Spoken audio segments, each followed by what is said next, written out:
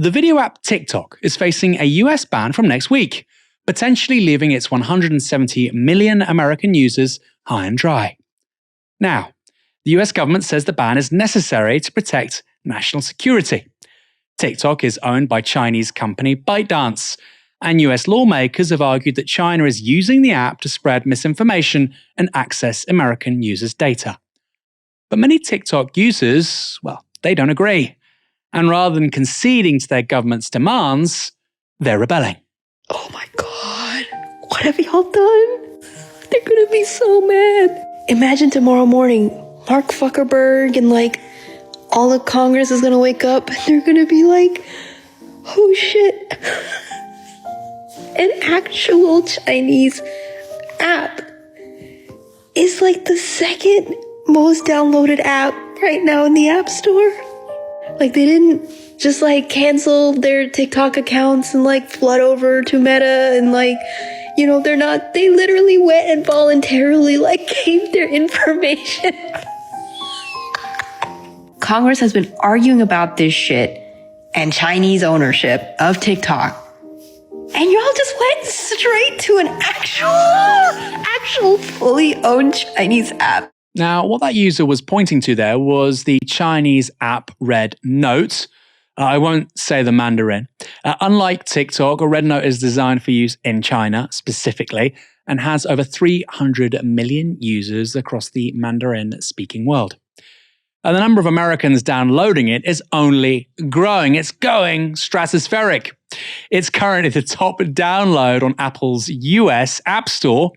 Coming in second is Lemon 8, a video app popular in China and connected to, you guessed it, TikTok's parent company.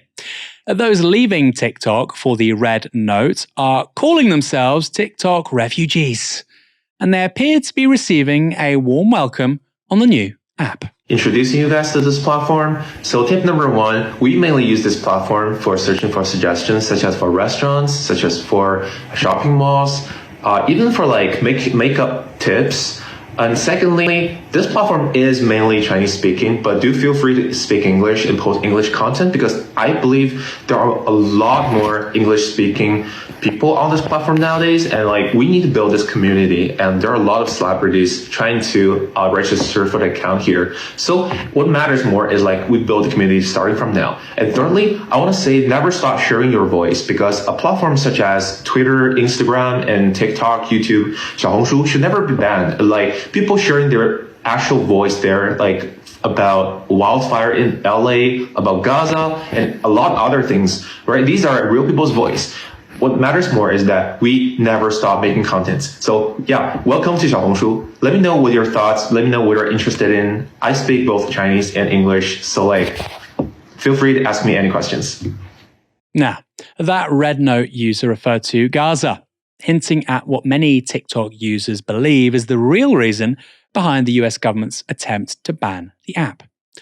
Earlier this week, The Intercept published a report on how Republicans have sometimes openly admitted that the ban is also about hiding pro-Palestinian content, with conservatives accusing TikTok of algorithmic bias against Israel. In May, former Republican presidential candidate Mitt Romney wrote this: "Some wonder why there was such overwhelming support for us to shut down potentially TikTok or other entities of that nature. If you look at the postings on TikTok and the number of mentions of Palestinians relative to other social media sites, it's overwhelmingly so among TikTok broadcasts." Another Republican congressman, Mike Gallagher, wrote this: "How do we reach a point where a majority of young Americans hold such a morally bankrupt view of the world, where many young Americans were rooting for terrorists who had kidnapped American citizens and against a key American ally? Where were they getting the raw news to inform this upside-down worldview? The short answer is, increasingly, via social media, and predominantly TikTok." The giveaway in that quote is the question, where are they getting the raw news to inform this upside-down worldview? Well, you've answered yourself there, Congressman. He seems to prefer that young people only get carefully curated news, preferably from legacy media. And to some extent, he's right. What's inarguable is that TikTok, like other forms of social media, has opened the eyes of young Americans to the genocide being conducted by that ally, namely Israel. But that's a deeply cynical reason to ban it. Some TikTokers have also blamed American-owned new media giants for the ban. I started building social media to give people a voice. No, Mark, you built Facebook because you wanted to rate how hot or not hot girls are. And then you turned it into social media because it made you money. And then you bought IG to make even more money. And then you took a tiny percentage of that money you made to make sure that TikTok is getting banned. Because you notice that you're losing power, you're losing influence, and you're losing money because TikTok is better than anything you've ever built. And we all know that you're hoping that when TikTok is gone, we're all going to jump on Meta, but we don't feel like supporting you. Now, that TikToker isn't wrong. In May last year, it was revealed that Google and Meta had spent millions lobbying Washington before the TikTok ban was passed by Congress. But it also turned out that the firms tried to hide that spending. This is from the Daily Mail. In the first quarter of 2024, from January through March, when the bill was introduced, Meta spent a staggering $7.6 million on lobbying, according to newly released disclosures. In the last 3 months of 2023, so the quarter before that, it spent $4.6 million. But the company covered its tracks and did not specifically state the TikTok bill itself on its disclosure. China is listed under lobbying issues related to trade on the form. The governmental entities lobbied on China include the Senate, House, Commerce Department, State Department, White House, U.S. Trade Representative, Federal Trade Commission, Justice Department, and the Office of the Director of National Intelligence.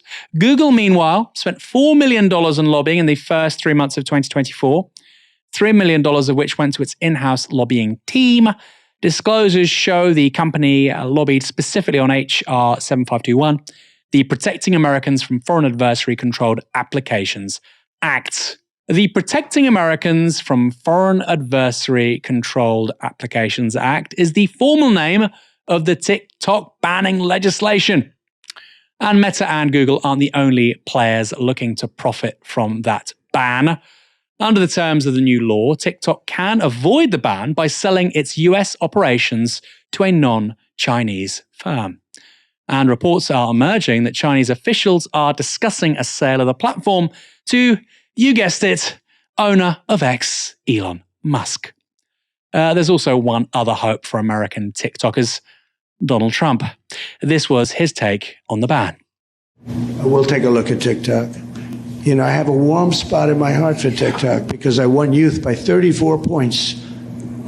And there are those that say that TikTok has something to do with that. Now, Joe Rogan did, and some of the other people that were recommended by my son Barron, he knew names. I said, who is that? Tell me, who's that? Dad, you got to be kidding. I can't believe you don't know. And I did those interviews, and it was actually sort of cute. Do you want to know the truth? But we did them. And that had an impact, but TikTok had an impact, and so we're taking a look at it. I love the idea of Donald Trump not banning one of the biggest social media platforms in the world because it suits him. And I love the candor, you know? We're not going to ban him because a lot of the people, they love me on TikTok. In Puerto Rico, they love me on TikTok. If he wasn't doing so well on TikTok, he'd probably expedite the ban. Hurry it up. The deadline's next week. Actually, it's happening tomorrow. The legislation banning TikTok is currently before the Supreme Court after the app sued the US government for infringing freedom of speech. The court's decision is due this week, though the justices seem to have indicated they'll uphold the law.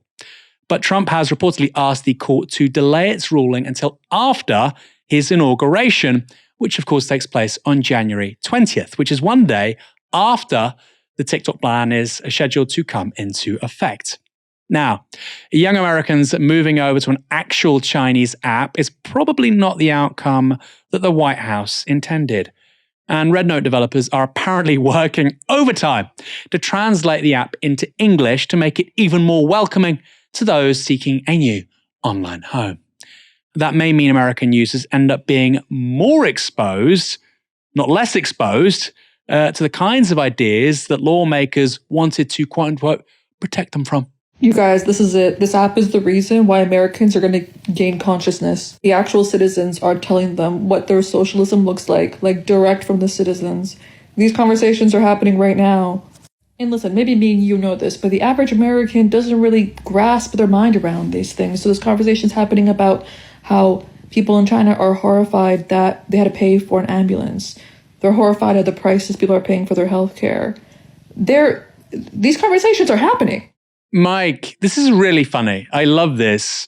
You've got the US political establishment funded by some of the biggest companies in the world who've lobbied to effectively get rid of competition. And everyday Americans are actually using overt Chinese apps. Where does this go next? Yeah, it's going to be an interesting kind of dilemma to solve. You can kind of see Meta and Zuckerberg very uncomfortable about the growth of TikTok and the importance of TikTok in many ways to people's lives.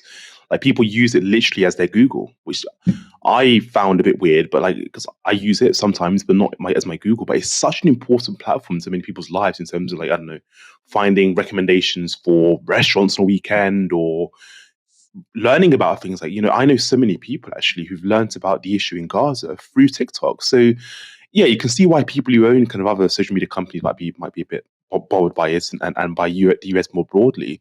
I think ultimately, I just don't see how the ban is really workable in the long term, to be honest with you. I don't see how. I think more broadly, the risk for me is about this kind of escalation of the kind of US-China kind of war, if you like. I wouldn't say war is probably the wrong word. I'm trying to look for the right word, but that kind of tension that seems to be growing by the day. That this will no doubt lead to kind of some escalation in those terms. I guess the interesting thing for me is, I think social media is in a really interesting place at the moment. So you speak about this TikTok ban potentially in the US. I know lots of people who've left Twitter. I use it much less than I did in the past, and I think that's kind of happened post Donald Trump winning the election. Maybe that's a big move where we saw loads of people move over to Blue Sky, myself included. But social media is in a really weird place, right? Because I think you have this TikTok ban in the US, you have kind of Facebook and what's going on with Facebook and Instagram. But then even with Twitter, do we still use Twitter with Elon Musk on there? Do we not? What's going to happen with Twitter as Elon Musk is kind of in cahoots with Donald Trump? How's that going to work moving forward?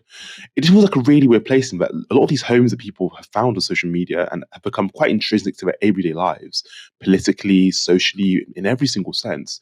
Twitter and TikTok feels like, for different reasons and in different ways, might become different platforms, or might become more difficult to use for some people.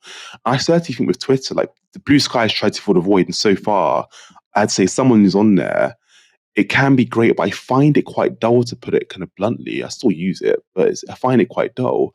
I just wonder, kind of broader question for me, Aaron, and I'd love to hear your thoughts on this as well, is what's the future of social media? Because social media is so central to political discourse. It's so central to, in many ways, politicizing people. People might become politicized by their experience of social media. And we're now seeing, I think, a real change in the way social media is going to operate between maybe now and the next election cycle. Maybe less people use Twitter. It's not going to shift the way people vote in seismic ways, but it's definitely going to have an impact on how people consume political discourse and how people engage in political discourse. So all of these little trends that are happening around us with social media is interesting. And it's actually funny, this has all come up now because I'm giving a lecture in a week's time on the media to my students. And one of the questions I ask my students is, do you think social media has been a net positive for politics? Do you think it's been a good thing for political discourse and politics more broadly? It's a question I constantly mull over, right? What does social media mean for politics? What should it mean moving forward? It's definitely growing in centrality, but I think it's going to change in the next kind of couple of years how we use it and what platforms we are using. So yeah, I viewed the ban through that lens of I think we're going for a kind of an interesting moment when it comes to social media and our politics. It's a great question about what happens next with social media, because with this particular bit of legislation, it's quite clear that the US establishment obviously views companies like Meta, Alphabet, Amazon too, as instruments of US power. They are clearly geopolitical tools. And what was really striking for me last week when Zuckerberg did that piece to camera saying, DEI is over, we're post-woke now, we're all Trumpians now. What was really interesting for me was he said he kind of likes Trump because actually he's going to put American businesses first. And if you are not the United States, that should put you on high alert, because you have millions of your people using payment systems, using social media, using everyday platforms, whether that's Google platforms, whether that's payroll stuff, whether that's project management tools, all of this stuff is based in the US. And the American government is now basically thinking that, okay, well, these are basically tools for extending US hegemony and US power. And I've said this time after time after time, so just to be clear, this is bigger than social media, but I've said this time after time after time, particularly middle powers, medium powers like the UK, Germany, France. We are so dependent on this stuff, right? I came here, I used Apple Pay on the tube. You're watching this via YouTube. We organize our shows using Asana and Slack and Google Documents. We talk over WhatsApp. I don't think people have got their heads around the extent over the last 20 years that we have become utterly dependent on US-based infrastructure for our everyday lives. From Amazon to the payment systems I talked about, to the fact that if you walk down a high street, a lot of the brands that you think of as quote unquote British, like Boots, are actually owned by American private equity or whatever. Even Keir Starmer is saying, let's rebuild the country using BlackRock. So we are very dependent on the US, and we're now entering a moment where people like Trump are saying, well, you know what? These companies are going to carry on operating, but in this country's interest, nobody else's. So social media very much on the front line of that, but there's a lot more going on as well. And I mean, wow, this is crazy, right? When you think about it with TikTok, hundreds of thousands of people basically have their living, their job is using TikTok, whether that's to sell stuff or as influencers or whatever, or it's just great marketing for their business.